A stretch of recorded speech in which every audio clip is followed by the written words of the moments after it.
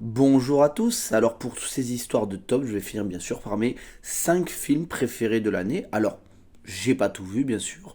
Alors qu'est-ce que j'ai raté? J'ai raté Empire of Light parce que voilà, il y avait trois films, 3 semaines de suite, là, Empire of Light, The Whale et The Sun, et j'avais pas du tout envie d'enchaîner les films dépressifs comme ça. Donc c'est vrai que je les ai ratés. Puis bon, je sais que apparemment c'était pas mal, mais du coup j'ai pas vu ça. J'ai pas vu L'amour et les forêts, j'ai pas vu Les herbes sèches, j'ai pas vu Mission Impossible 5 parce que j'ai pas vu les autres. Du coup voilà, c'est à peu près ce que j'ai raté de très important. Sinon, me semble-t-il qu'après les gros films, je les ai plus ou moins vus. Du coup, donc j'ai vu 5 excellents films. Et donc, le cinquième, c'est Anatomie d'une chute, la Palme d'Or à Cannes de cette année, que j'ai trouvé très très bien. Bien sûr, magnifique interprétation de Sandra Hüller. C'est hyper prenant. Voilà, on s'ennuie pas une seule seconde. 2h40 de suspense. C'est hyper bien joué, hyper bien rythmé. Euh, Bien décomposé. Le film est très varié. Le gamin joue très bien. Voilà. Rien à dire. Super film.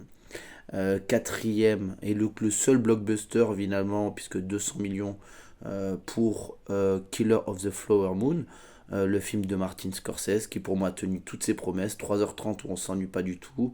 Donc avec Robert De Niro et Leonardo DiCaprio.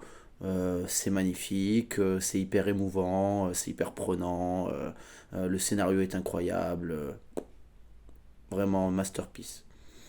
Euh, En troisième position, et on arrive sur du très très lourd. L'innocence, qui vient juste de sortir, mais que j'ai vu il y a longtemps, moi, en avant-première. Donc L'innocence de Koreeda.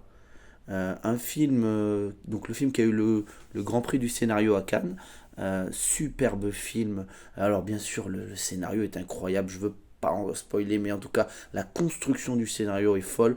On a toujours l'impression de savoir où on en est. En fait, on sait pas du tout. On est sans arrêt surpris dans ce film. C'est hyper touchant. Les acteurs sont bouleversants. Euh, voilà, enfin, allez le voir. Ça vient de sortir en salle. C'est magnifique. Ça s'appelle L'Innocence ou Monster, le titre original, en japonais. En deuxième position, qui a longtemps été mon film préféré, Limbo, hein, le film hongkongais qui est sorti en juin, je crois bien.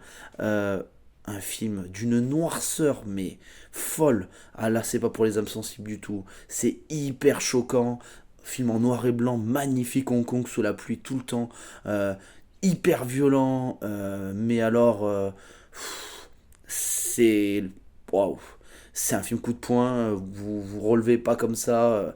Ah oui, donc là vraiment, la claque, une claque incroyable. Et bien sûr, en première position, L'Enlèvement de Bellocchio, donc le film italien, donc qui était présenté à Cannes mais qui n'a pas eu de prix, incroyable, je ne comprends pas. Tout est parfait, la musique, le rythme, la reconstruction historique, la prestation des acteurs. C'est un film qui est complètement fou, qui vous bouleverse sans arrêt. Vous n'êtes pas bouleversé à la fin du film, vous êtes bouleversé toutes les 10 minutes. Toutes les 10 minutes. Et en plus, c'est une histoire vraie. C'est incroyable ce film. Donc, voilà. Ce sont mes 5 films préférés de l'année et je vous conseille vraiment d'aller voir les 5. Donc, Anatomie d'une chute, Killer of the Flower Moon, L'innocence, Limbo et L'enlèvement.